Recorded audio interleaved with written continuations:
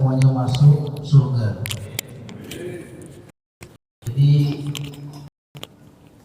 harus senantiasa mengingat surga baru kita bisa bahagia. Kita harus melihat surga itu dekat dengan kita. Itu pertemuan yang pertama. Seperti orang yang sedang berlayar, kalau sudah kelihatan, sudah dekat itu tempat berlabuhnya, tempat bersandarnya, dia akan bahagia. Begitu juga kita di dunia ini, ketika senantiasa membayangkan surga, maka kebahagiaan akan senantiasa ada pada kita. Lagi sakit ingat surga, ya. Lagi bokeh ingat surga. Orang yang berjihad fisabilillah, kenapa mereka bisa sabar juga karena ingat surga. Itu yang pertama yang sudah kita bahas pada pertemuan sebelumnya. Lalu pertemuan kedua, ke satu, yang pertama 1 dan 2 surga.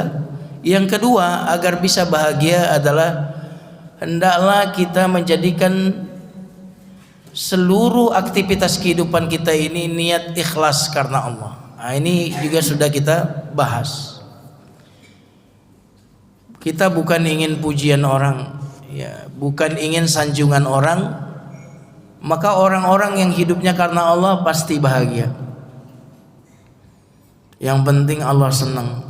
Orang caci saya nggak apa-apa, yang penting Allah nggak caci saya. Jadi dia tidak caper kepada perhatian manusia. Itu pertemuan yang kedua. Tapi kalau orang nggak ikhlas, nggak disanjung, gelisah, dicaci, dihina pun juga gelisah, ya kan? Maka itu poin yang sudah kita bahas pada pertemuan sebelumnya.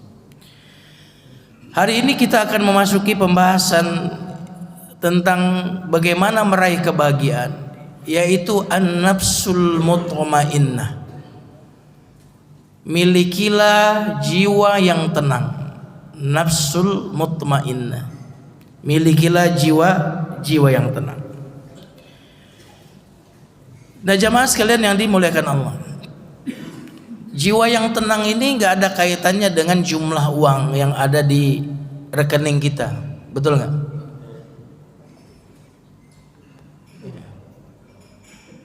Nggak ada kaitannya dengan suasana bahwa peperangan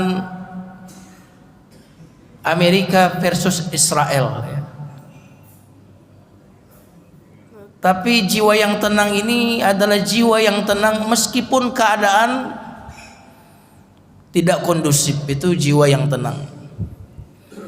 Ketika Nabi Muhammad di Gua Thur, tentara kafir ada di mulut gua, apa kata Nabi kepada Abu Bakar? Jangan sedih, Allah bersama kita. Kondisinya enggak kondusif tapi jiwa tenang. Nabi Musa dikejar Firaun, depan lautan, di belakang Firaun dan bala tentaranya.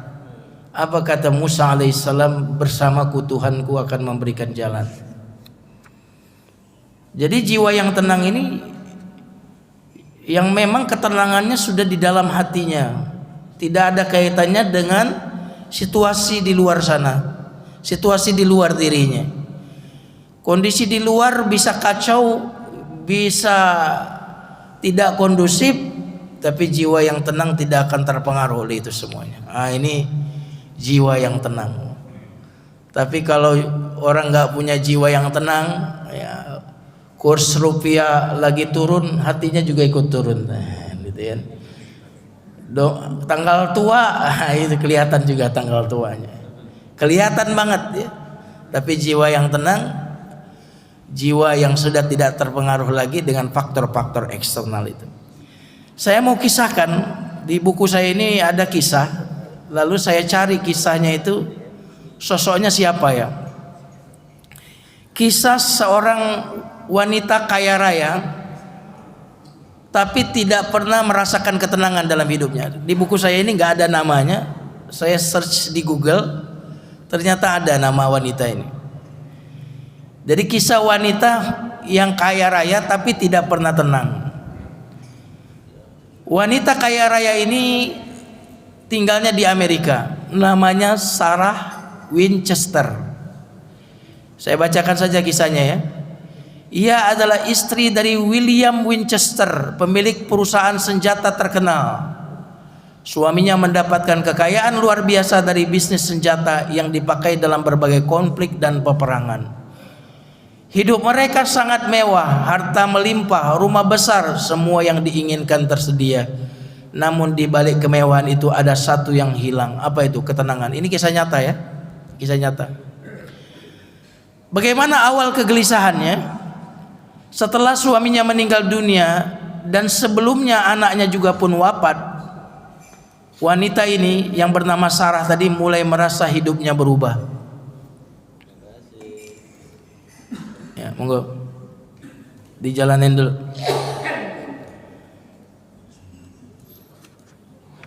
Gimana awal kegelisahannya saat suaminya meninggal dan sebelumnya juga anaknya juga meninggal? Sarah ini mulai merasa hidupnya berubah. Ia mulai merenung. Karena kaya, dia mulai merenung, dari mana harta saya ini berasal. Ternyata harta ini dari jual senjata, mengobarkan konflik supaya dia bisa jual senjata. Kadang-kadang konflik itu dipelihara Pak, supaya yang produsen senjata. Nah ini yang dilakukan oleh suaminya. Dia merenung berapa banyak nyawa manusia yang melayang karena senjata yang kami jual. Hatinya mulai dipenuhi rasa bersalah. Sampai akhirnya menurut cerita yang berkembang, ia mendatangi seorang spiritualis atau dukun. Di sana ia mendapatkan nasihat. Kata nasihat dukun, kamu dan keluargamu dihantui oleh arwah-arwah orang yang terbunuh oleh senjata keluargamu. Sejak saat itu hidupnya berubah total. Hidupnya dalam ketakutan. Sarah, nama wanita ini, mulai diliputi rasa takut yang luar biasa. Ia merasa arwah orang-orang yang terbunuh akan datang mengejarnya. Rumahnya tidak aman, bahkan tempat tidurnya pun terasa menakutkan. Ia tidak lagi hidup sebagai orang kaya, tapi sebagai orang yang dikejar rasa bersalah dan ketakutan. Akhirnya apa? Untuk menghindari ketakutan itu, dia membangun rumah yang aneh. Rumah yang aneh, sampai hari ini rumahnya masih ada, bahkan jadi tempat rekreasi. Nanti saya kasih alamat rumahnya ya. Tapi memang ada. Membangun rumah yang aneh. Kenapa rumahnya aneh? Untuk menghindari arwah-arwah itu. Ia mulai membangun sebuah rumah besar. Rumah itu sekarang dikenal sebagai Winchester Mystery House. Tapi rumah ini bukan rumah biasa. Dibangun siang dan malam tanpa henti selama puluhan tahun. Memiliki ratusan ruangan. Jadi punya kamar ratusan. Banyak lorong yang membingungkan. Tangga yang tidak menuju kemana-mana. Pintu yang kalau dibuka malah ke tembok. Kenapa? Karena ia berpikir dengan rumah yang rumit, arwah-arwah itu akan tersesat dan tidak bisa menemukannya. Ini kisah nyata ya, sekali lagi ini kisah nyata. Tidak pernah tidur tenang. Setiap malam ia berpindah-pindah kamar. Hari ini tidur di kamar A, besok pindah ke kamar B, lusa pindah ke kamar C, dan seterusnya. Ia membangun rumah dengan ratusan kamar hanya untuk mencari satu hal, ketenangan. Tapi ketenangan itu tidak pernah datang. Ia hidup dalam ketakutan selama bertahun-tahun sampai akhirnya meninggal dunia. Rumahnya masih berdiri sampai sekarang, megah besar, membingungkan, tapi menjadi saksi satu hal, harta tidak membawa keberkahan. Harta yang tidak membawa keberkahan tidak akan pernah melahirkan ketenangan. Jadi akhirnya juga matinya di atas kasur, bukan karena hantu yang dia takuti itu. Ini alamat rumahnya Pak, Winchester Mystery House di kota San Jose, negara bagian California, negara Amerika Selatan, Amerika Serikat. Ya, jadi banyak orang ini jadi lokasi rekreasi orang atau turis, destinasi turis ke rumah ini. Sampai hari ini masih ada. Jadi ternyata punya segalanya, ya ternyata tidak bisa membuat orang tenang kalau jiwanya kemudian jiwa yang tidak tenang.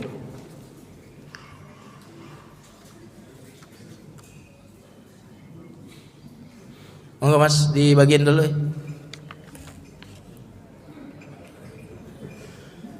Nah jemaah sekalian yang dimuliakan Allah,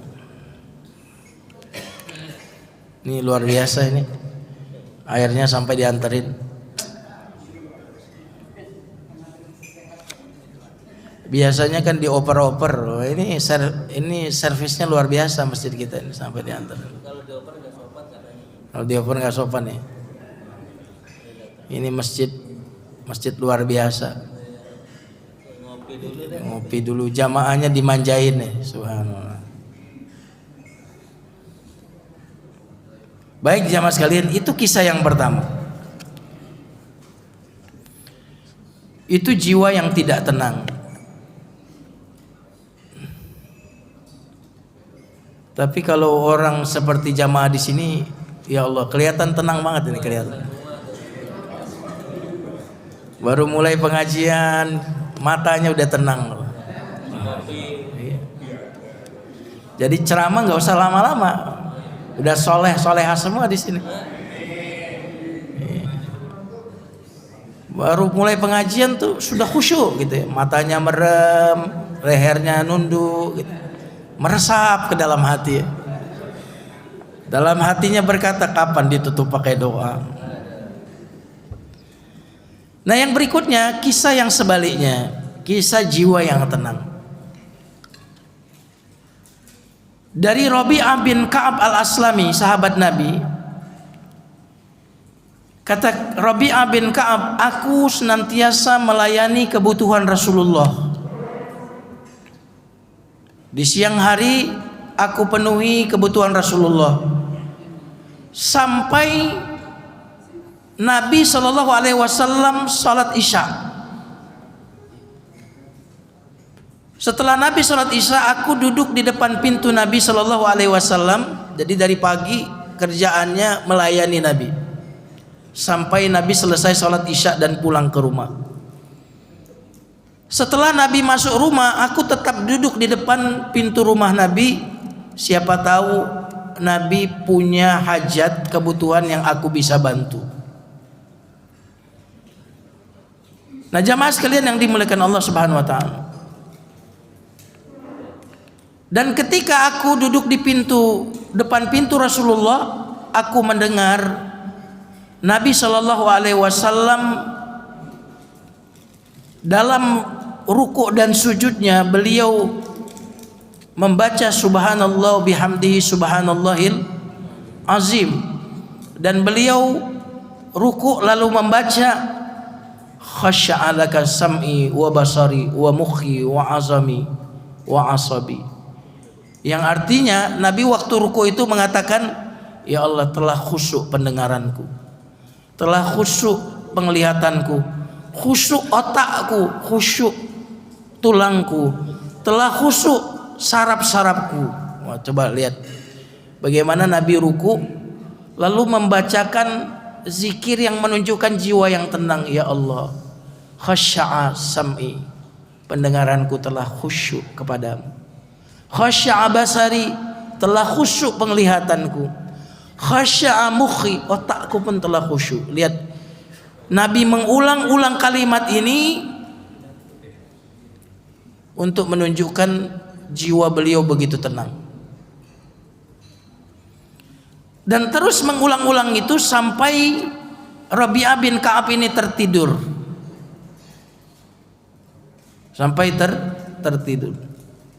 Nah, karena pelayananku terhadap Rasulullah setiap hari seperti itu, maka Rasulullah pernah menawarkan kepadaku sesuatu. Karena Rasulullah kalau ada orang berbuat baik, dia tidak ingin membiarkan kebaikan ini tanpa balasan. Nabi selalu membalas.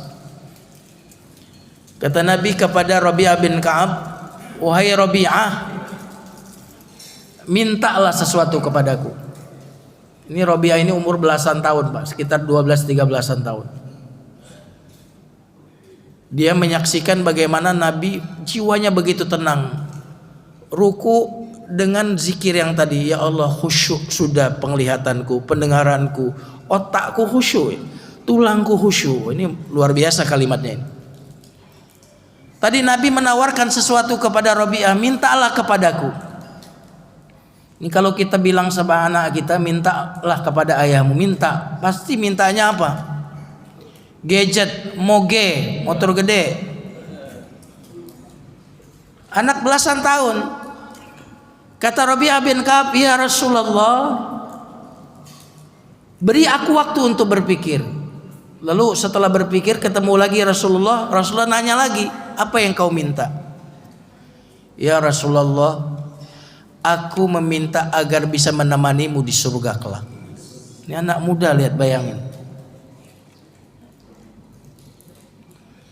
Lalu Nabi bertanya, apa yang membuat engkau berpikir seperti itu? Kata Rabi'ah bin Ka'ab, ini juga bisa bikin jiwa kita tenang. Kalau soal dunia ini sudah dijatah oleh Allah. Semua orang itu sudah ditakdirkan jatah dunianya. Jadi buat apa aku meminta dunia yang memang sudah dijamin orang akan diberikan dunia? Adapun surga, kedudukanmu tinggi di surga ya Rasulullah. Engkau memiliki kedudukan yang tinggi di surga. Karena itu ya Rasulullah, aku meminta kepadamu agar aku bisa menemanimu di surga. Ini luar biasa. Karena sebagian ulama berkata, ternyata yang terindah di surga itu bukan bidadari. Yang terindah di surga itu bukan fasilitas. Yang terindah di surga karena di surga itu ada Rasulullah sallallahu alaihi wasallam. Subhanallah. Apa kata Nabi? Kata Nabi kepada Rabi'ah bin Ka'ab, wahai Rabi'ah, inni fa'inni ala nafsika bi kasratis sujud. Aku akan melakukannya, tapi kata Nabi, tolonglah aku untuk menghadapi nafsmu supaya tenang, bi kasratis sujud. Hendaklah engkau banyak sujud supaya jiwamu tenang. Gitu loh maksud Nabi. Nah jamaah sekalian yang dimuliakan Allah, tadi Rabi'ah melihat bagaimana tenangnya Nabi dalam ibadah. Lalu Nabi pun memberikan resep kepada Rabi'ah, tolonglah aku untuk melawan hawa nafsumu dengan banyak sujud supaya jiwamu tenang. Nah jamaah sekalian yang dimuliakan Allah Subhanahu wa taala, maka surga itu hanya buat jiwa yang tenang kan? Benar nggak? Jiwa yang nggak tenang nggak akan masuk surga. Ya ayyatuhan nafsul mutmainnah, wahai jiwa yang tenang, irji'i ila rabbiki radiyatan mardiyah fadkhuli. Ya. Dan Nabi adalah sosok jiwa yang tenang. Padahal rumah Nabi kecil sekali jamaah sekalian.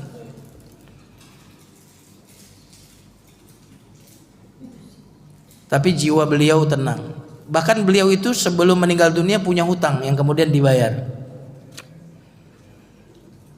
Subhanallah. Artinya jiwa yang tenang itu bukan soal duit banyak, bahkan badan sehat, bukan.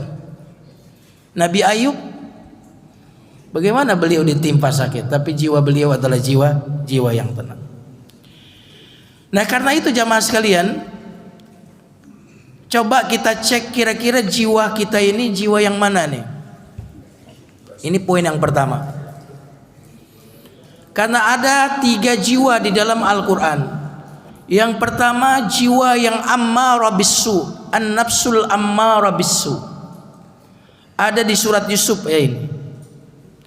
Yang kedua nafsul lawamah, jiwa yang maju mundur, on off, kadang taat kadang maksiat.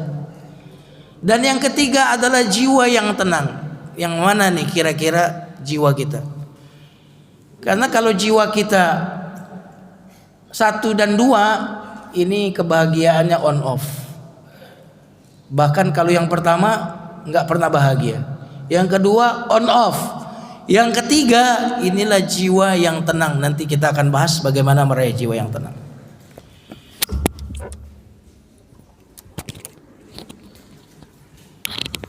Baik jamaah sekalian yang dimuliakan Allah, yang pertama kita akan membahas jiwa yang ammarah bisu. Nanti jiwa ini baca di surat Yusuf ayat 53. Yaitu jiwa yang senantiasa memerintahkan kepada keburukan. Ini biasanya yang begini ini kalau nonton konser dangdut hatinya tenang. Kalau ke masjid nggak tenang hatinya. Ini kebalik ini. Orang yang kalau maksiat kayaknya gue banget gitu kan. Merasakan humi banget kalau di tempat maksiat itu.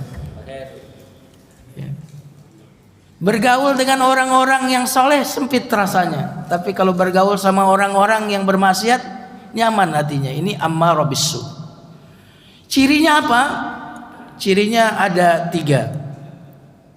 Yang pertama adalah jika hawa nafsu mengalahkan akal sehat.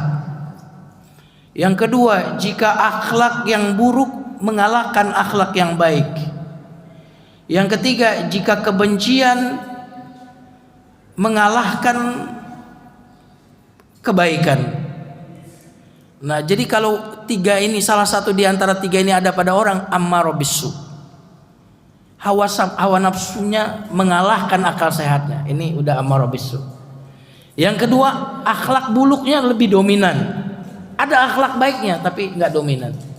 Yang ketiga, kebencian mengalahkan rasa cinta. Nah, ini ammarah bisu. Dan itu ada pada Zulaikhah.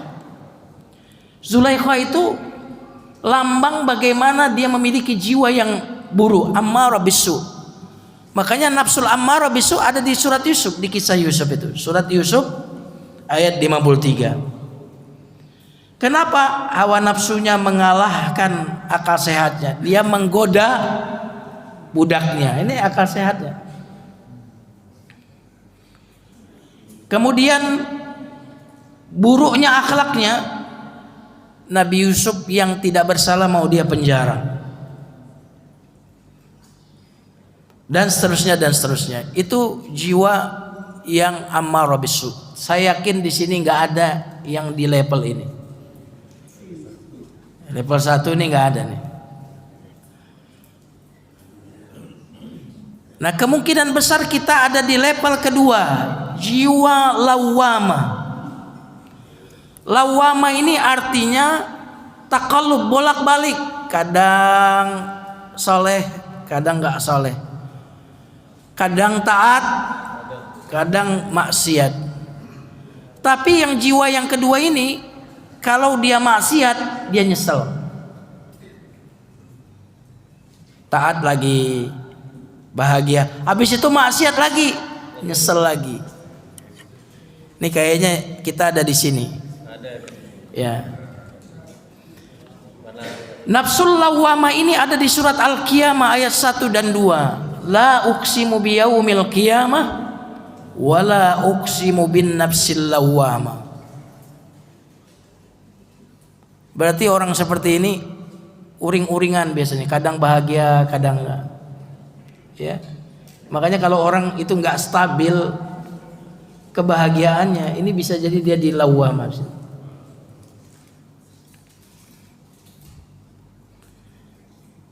Nah, jamaah sekalian yang dimuliakan Allah Subhanahu wa taala.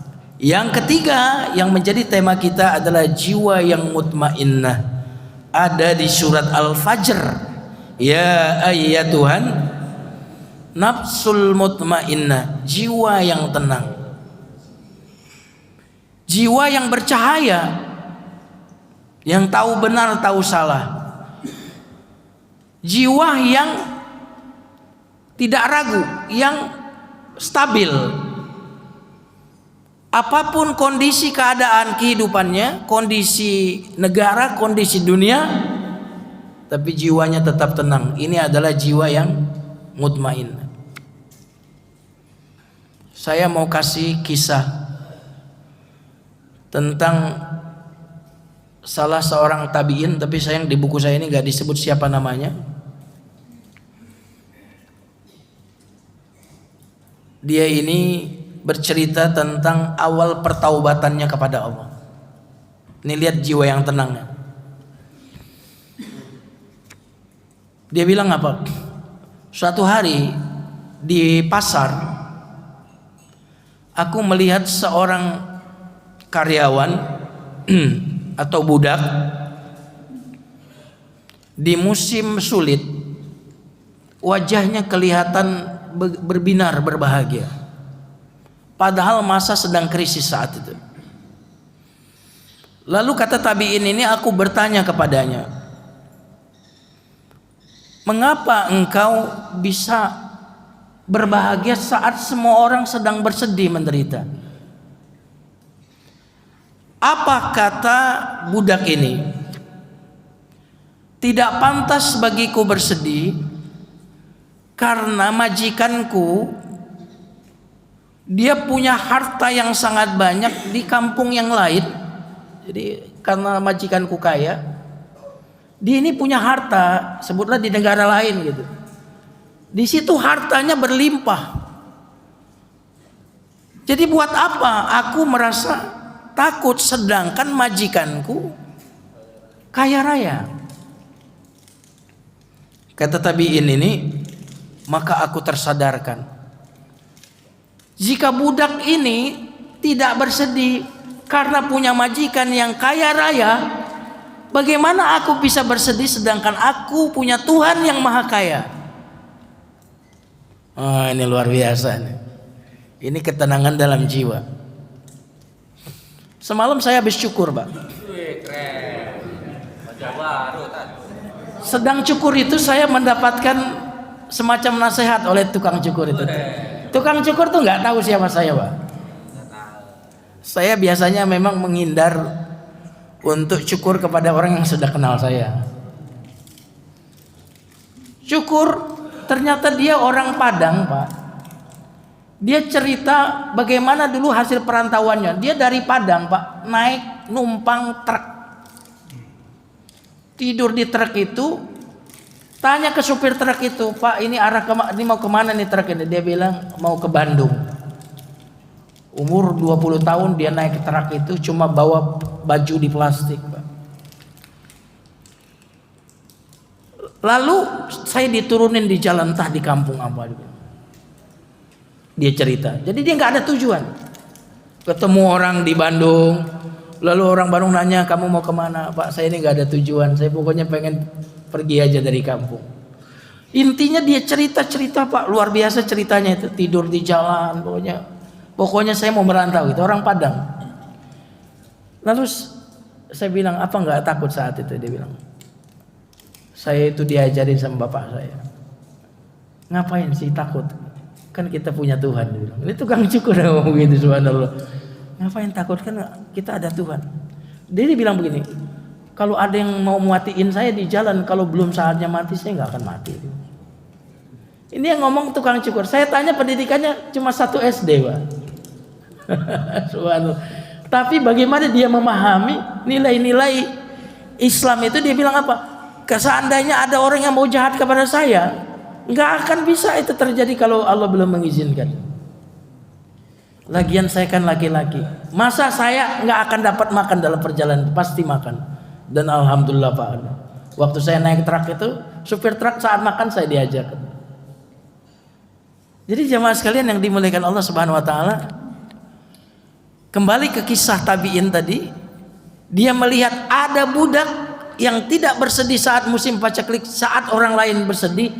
Buat apa aku bersedih? Aku punya majikan kaya raya. Nah, kita ini kan punya Tuhan maha kaya ya. Punya Tuhan yang maha perkasa, Tuhan maha memiliki kerajaan langit dan bumi. Anehnya jiwa kita ini nggak tenang. Halo jemaah. Makin pensiun mestinya makin tenang jiwa, Pak. Keren. Banyak kucing. Subhanallah.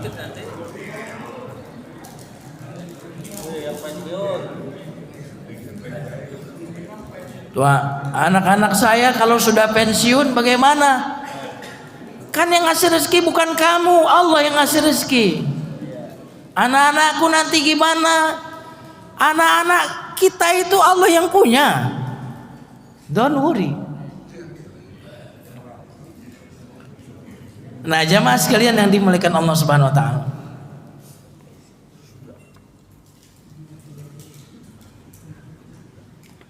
Saya akan sampaikan lagi beberapa jiwa yang tenang. Nanti kita masuk ke tipsnya ya, bagaimana cara meraih jiwa yang tenang. Yang pertama, kisah Abdullah bin Huzafah ketika perang melawan Romawi. Dia ditawan. Pas ditawan, dibawa ke kaisar. Kata kaisar Romawi, kamu mau masuk Kristen, lalu aku akan beri setengah kekuasaanku. Ditawari Pak setengah kekuasaan, tapi syaratnya masuk Kristen. Kata Abdullah bin Huzafah, seandainya kau berikan semua yang kau miliki dan semua yang dimiliki oleh kerajaan Arab, maka aku tidak akan pernah meninggalkan agamaku. Ini luar biasa jiwa yang tenang. Kata kaisar Romawi, kalau demikian aku akan membunuhmu. Kata Abdullah bin Huzafah, silakan. Lalu dia disalib Pak. Setelah disalib itu diperintahkan oleh kaisar, tolong panah bagian panah tapi jangan sampai kena. Kenapa? Untuk menakut-nakuti dulu Pak. Kemudian dipanah,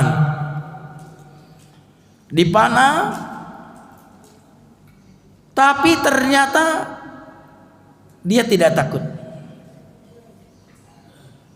Lalu diturunkan dari salib tadi. Setelah itu dididihkan air Pak. Lalu setelah itu dipanggil 2 tawanan muslim yang lainnya. Lalu dimasukkan ke dalam air yang mendidih itu. Saat itulah Abdullah bin Huzafah menangis. Nah ini kaisar Romawi ini merasa, wah ini kelihatannya udah hatinya sudah mulai ya. Akhirnya Pak, ditanya oleh kaisar Romawi, mengapa kau menangis? Kata Abdullah bin Huzafah, aku menangis karena punya satu nyawa saja yang akan segera menghadap Allah. Aku menangis karena aku berharap andaikan aku memiliki nyawa sebanyak rambutku yang semuanya ku persembahkan untuk Allah, mati karena Allah. Subhanallah. Dia nangis karena cuma punya satu nyawa. Saya ingin punya nyawa sebanyak rambut ini dan semuanya mati di jalan Allah, ku korbankan di jalan Allah. Subhanallah jamaah sekalian. Saya walaupun tidak sepaham dengan Iran ya. Maksud saya tetap saya menganggap Iran itu beda akidah sama kita. Tapi dalam konteks kalau Bapak menyaksikan suasana peperangan, itu rakyat Iran itu nyantai aja di jalan itu. Nggak ada takutnya. Saya tuh dari situ ya, luar biasa, hero gitu ya, menjaga harga diri dan kehormatan. Di embargo Pak, puluhan tahun Pak, tapi mereka bisa membangun negerinya, membangun persenjataan. Indonesia di embargo enggak. Ini pasti salah urus lah Indonesia ini kira-kira gitu ya.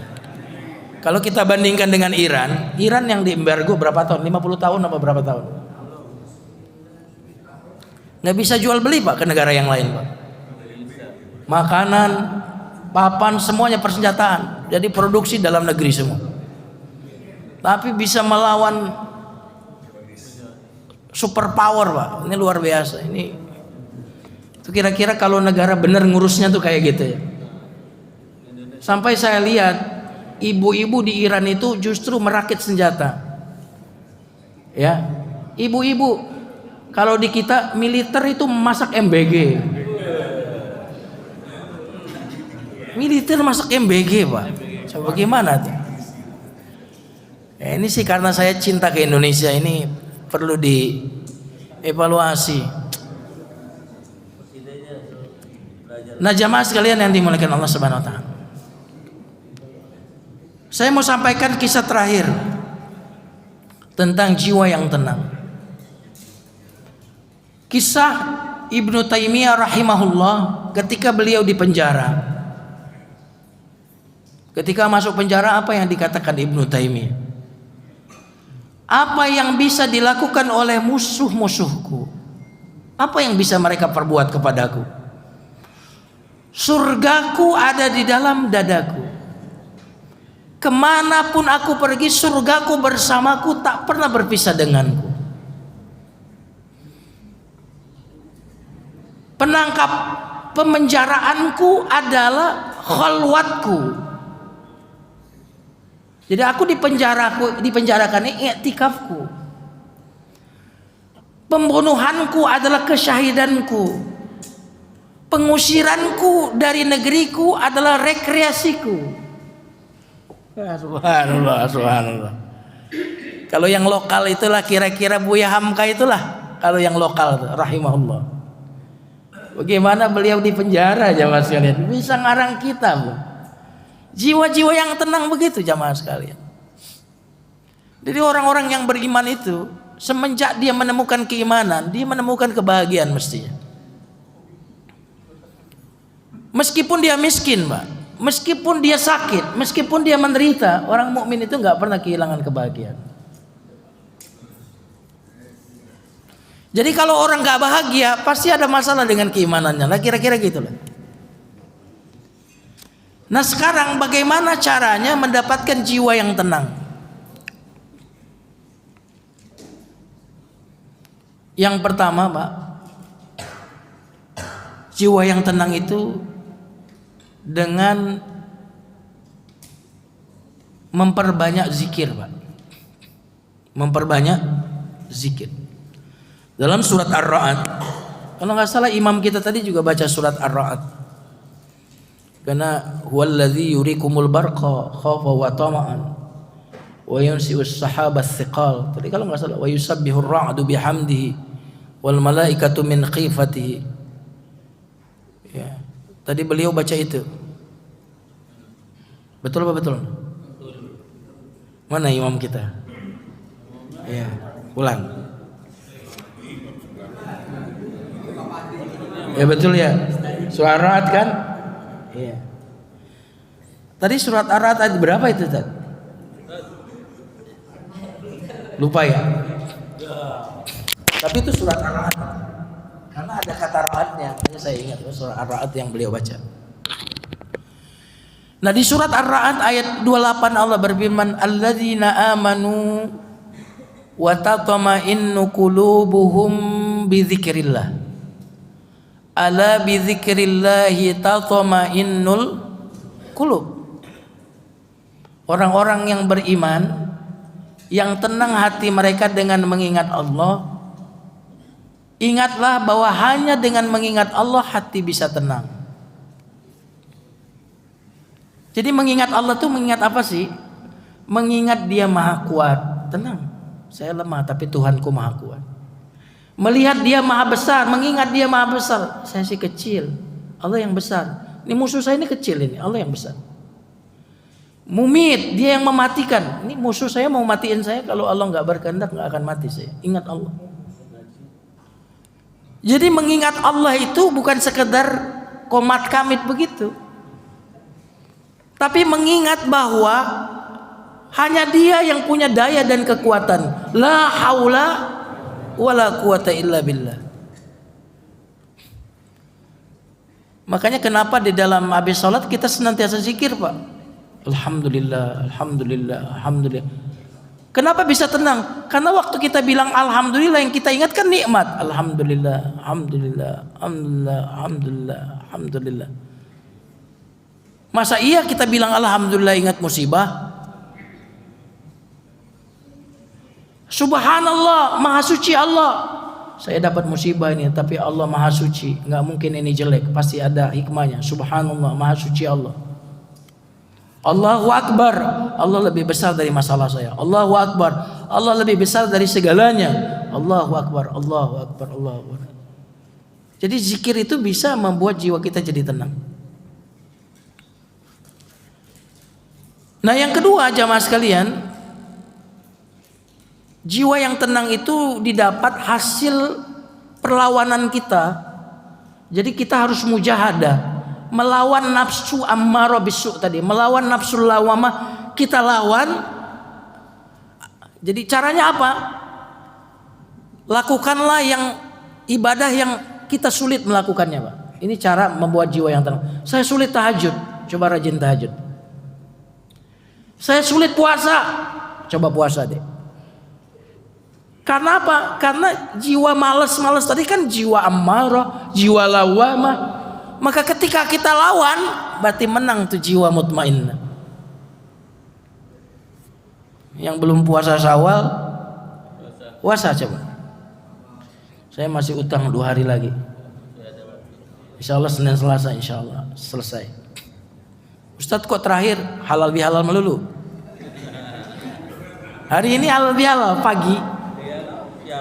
Nanti malam di Cirebon halal bihalal sama LSBPI, MUI. Nah ini halal bihalal mulu, kapan puasanya saya? Tapi harus dipaksa, harus dilawan, Pak. Kalau nggak dilawan nggak puasa-puasa. Harus dilawan. Jadi semakin kita sering menang dalam perlawanan ini, semakin jiwa kita tenang.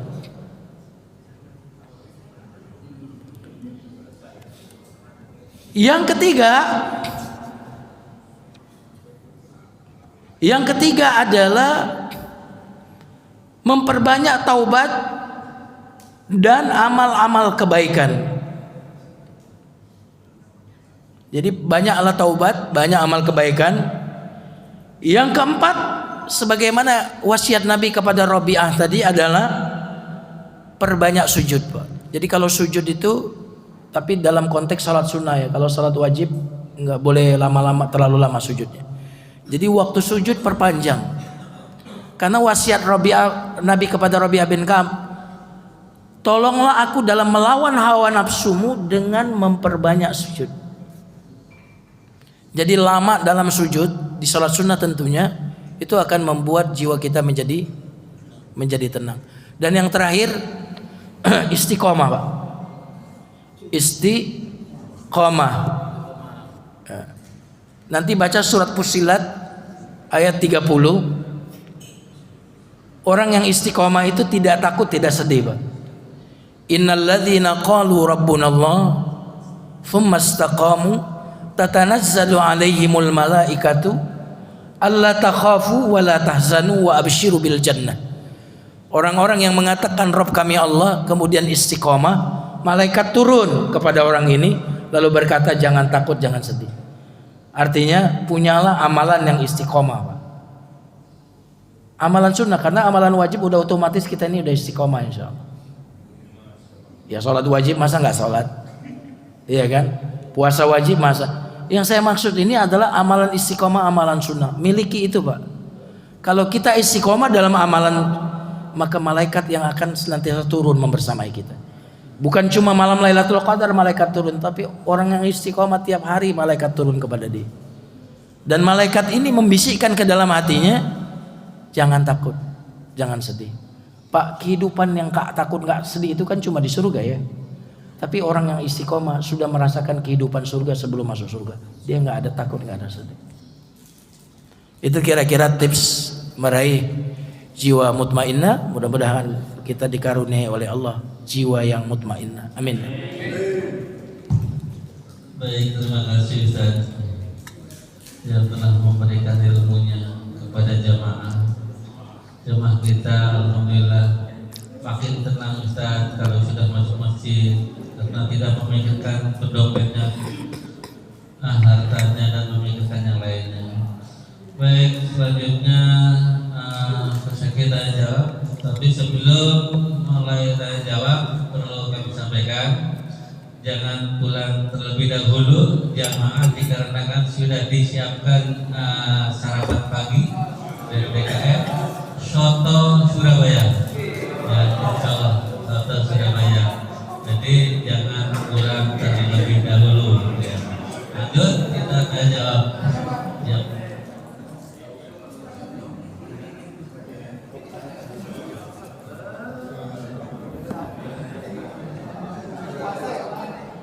Assalamualaikum warahmatullahi wabarakatuh. Waalaikumsalam warahmatullahi wabarakatuh. Cukup bagus yang disampaikan tadi Pak itu tentang Makasih Pak. ketenangan, Makasih. nafsu ma'anah. Nah, di sini dijelaskan tadi bahwa kalau kita ingin dapat nafsu ma'anah, kita harus dekat dengan Allah. Betul. Harus dekat. Kalau kita tidak dekat dengan Allah, itu tidak akan kita dapatkan. Nah, tadi juga sudah dijelaskan bahwa untuk dekat dengan Allah itu zikir, sujud, banyak sujud. Banyak sujud kan juga bisa dengan banyak sholat sunnah kita kerjakan. Betul. Banyak sujud juga itu. Jadi dapat saya simpulkan bahwa dekat dengan Allah itu perlu juga ilmu. Nah, ilmu pengetahuan kita juga harus ditingkatkan untuk dekat dengan Allah. Karena kalau tanpa ilmu kita tidak akan dekat dengan Allah. Betul. Karena ilmu adalah punya Allah. Mintalah ilmu sebanyak-banyaknya kepada Allah. Ilmu apa saja yang bisa bermanfaat untuk diri kita. Jadi jelas itu ilmu. Ilmu itu banyak sekali kaitannya dengan kehidupan kita, Pak. Iya. Jadi harus dengan ilmu kita mendekatkan diri kepada Allah. Iya. Itu aja Pak, yang dipertegas lagi. Iya. Assalamualaikum warahmatullahi Waalaikumsalam. Ya ada lagi sebelum ya kita. Assalamualaikum warahmatullahi wabarakatuh. Waalaikumsalam warahmatullahi wabarakatuh. Terima kasih Pak Ustaz, ilmunya sangat bermanfaat. Sama-sama Pak, sama-sama. Yang ingin saya tanyakan itu justru kebalikan itu. Indonesia, masjid itu di mana-mana. Nah, sedangkan di lain pihak, Bapak contohkan aja macam Iran, berhebat, dia dibantu dan segala macam, masih bertahan. Ya. Kita tidak ada yang bantu dan segala macam, tidak ada. Nah ini, kenapa? Ustaz? Ya. Kenapa orang-orang kita itu udah ada jiwa yang tenang dan itu di mana? Ini kira-kira salahnya di mana, Mas? Yang saya bukan. Iya. Assalamualaikum warahmatullahi wabarakatuh. Waalaikumsalam. Ya, kita cukupkan 3 pertanyaan ya. Ya, siap. Terakhir. Yang 3 dulu. Satu lagi. Silakan. Assalamualaikum warahmatullahi wabarakatuh. Waalaikumsalam. Ustaz mengenai taubat dan halal bihalal Pak Ustaz Iya. Itu katanya apa namanya taubat yang tertolak adalah pelaku bid'ah. Setiap bid'ah adalah sesat gitu Pak Ustaz. Sekarang mengenai halal bihalal Pak Ustaz. Iya. Apa bedanya bid'ah hasanah dan dulu Pak Ustaz? Karena Iya. dulu kan banyak orang memvonis itu gitu. Siap. Saja, Assalamualaikum warahmatullahi wabarakatuh. Assalamualaikum warahmatullahi wabarakatuh. Ya, tadi beliau sih menekankan saja bahwa untuk dekat kepada Allah butuh ilmu. Iya. Karena Allah itu dilihat dengan ilmu. Dikenal dengan ilmu, diibadahi dengan ilmu. Makanya kenapa yang takut kepada Allah hanyalah orang yang berilmu. Karena Allah itu nggak bisa dijangkau pakai mata, tapi dijangkau oleh akal, ilmu pengetahuan. Apa yang tidak bisa dijangkau pakai mata, dijangkau pakai ilmu pengetahuan. Itu kira-kira penekanan ya Allah dekat. Ya. Yang kedua tentang kita membandingkan antara Iran dengan Indonesia. Bedanya karena di Iran itu yang ngasih contoh itu pemimpin tertingginya. Jadi boleh dibilang presidennya. Kalau kita tahu Ahmadinejad, kita memuji ini sama sekali bukan mengakui kesesatan mereka ya, karena ada kesesatan Syiah, bukan. Tapi kita mengambil yang baiknya untuk kita terapkan di Indonesia. Ini poinnya.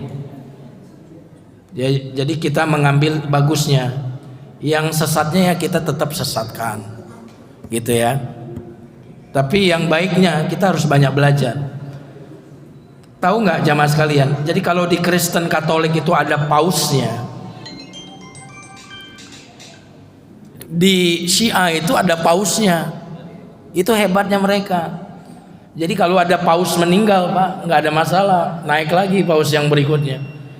Jadi kalau seandainya ya pemimpin tertinggi mereka itu dibunuh kemarin, langsung ada gantinya, Pak. Jadi itu sulitnya, mereka itu dimulai dari atas, spiritualitas itu, komitmen itu, ketauladanan itu, harga diri itu dimulai dari atas, Pak.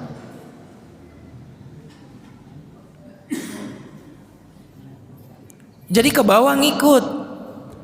Nah itu yang tidak ada dari kita. Kita ini justru mohon maaf, yang atas ini semua yang rata-rata bobrok. Kalau rakyatnya sih udah lumayan lah kira-kira gitu. Itu problemnya kita di situ, nggak ada ketauladanan, nggak ada yang di atas. Saya yakin Indonesia suatu saat kalau memiliki pemimpin saya pikir pemimpin yang pakai akal sehat aja lah. Kalau terlalu berharap lebih ya kita tahu diri juga lah kira-kira gitu. Insya Allah Indonesia cepat sekali berubah, Pak. Karena di sebagian daerah itu ketika dipimpin oleh orang yang lumayan, ternyata lumayan di masyarakatnya itu, gitu ya. Nah kita tapi belum punya ketauladanan di pucuk kepemimpinan. Nah itu kira-kira kalau di Indonesia. Kalau di Iran itu memang dari atas ke bawahnya itu luar biasa. Ahmadinejad itu rumahnya, Pak, sederhana sekali, Pak. Jadi orang kalau nemuin presiden, nemuin apa tuh gampang. Itu kira-kira bedanya, salah satu, tapi banyak sisi yang lain. Adapun yang ketiga, Pak, yang pertanyaan beliau tadi, bid'ah hulu. Saya nasihatkan, Pak, jangan terlalu banyak dengar tausiah yang selalu isinya bid'ah terus. Karena ajaran agama ini banyak, nanti habis energi kita, ya, habis energi untuk membahas sesuatu yang tidak terlalu penting, bahkan tidak terlalu substansial, Pak. Contohnya ya, halal bihalal. Halal bihalal itu isinya, casingnya Indonesia banget. Karena kata halal itu meskipun bahasa Arab, orang Arab nggak biasa menggunakan istilah halal bihalal dalam konteks silaturahim. Kalau di Arab halal itu kalau bapak ngambil korma 20 lalu bilang halal ya, gitu ya. Itu halal tuh di sana tuh ya. Di pasar korma bapak nyicip 20 biji, halal. Tapi isinya, Pak, isi halal bihalal itu benar-benar sesuai dengan ajaran Islam, Pak. Apa isi halal bihalal? Silaturahim.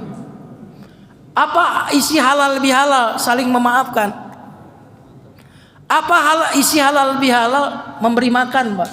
Nabi bersabda ketika masuk Madinah, kata Nabi, ya ayuhan nas, wahai manusia, absus salam, tebarkan salam. Orang halal bihalal pasti assalamualaikum.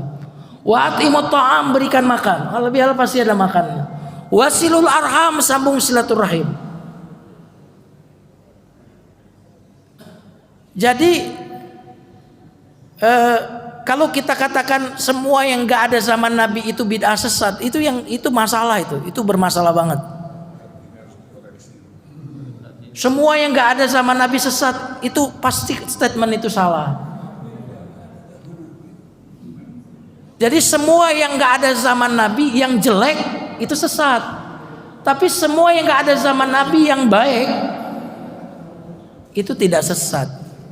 Pak, bid'ah itu arti bahasanya kreasi. Apa, Bu? Apa, Pak? Kreasi, kreatif.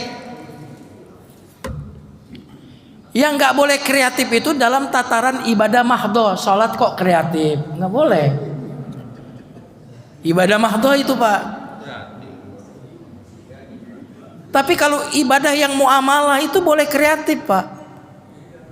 Nah, halal bihalal itu ibadah ghairu mahdoh. Dia muamalah, itu boleh kita kreatif dalam konteks ibadah yang sifatnya bukan ibadah ritual.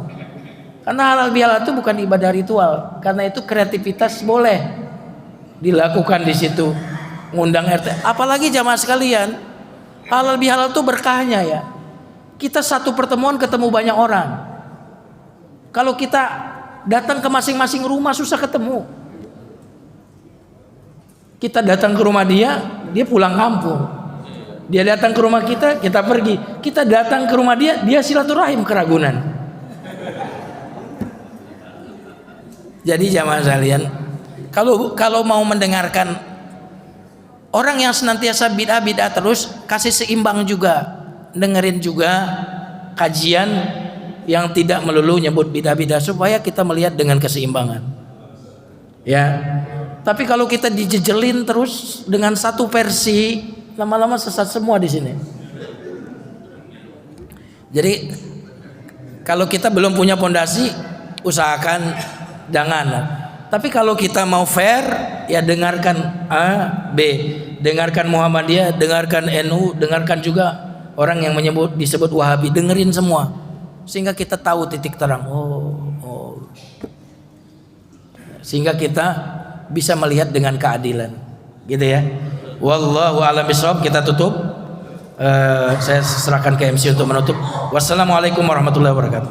Waalaikumsalam warahmatullahi wabarakatuh. Terima kasih Ustaz yang telah memberikan ilmu-ilmunya, dan juga kami juga terima kasih kepada jamaah yang telah menginfakkan rezekinya rupanya di pagi hari ini juga memberikan snack, dan mudah-mudahan Allah yang akan membalasnya untuk kebaikannya kita semuanya. Mari kita kajian kita tutup dengan Ustaz yang kita tutup dengan dalam dan sekitar majelis.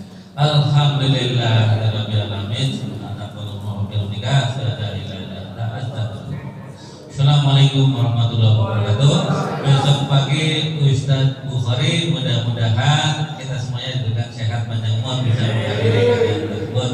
Silakan mudah-mudah duluan untuk dicipi sotonya.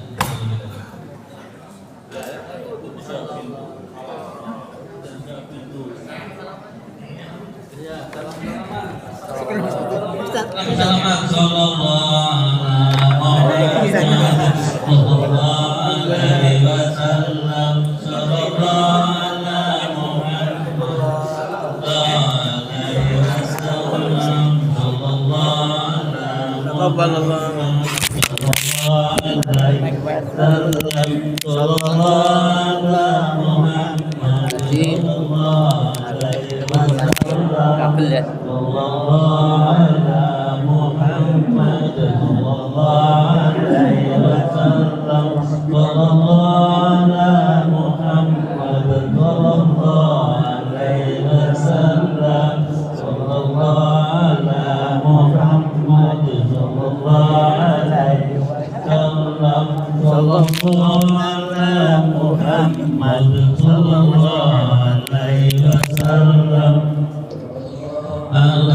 Muhammad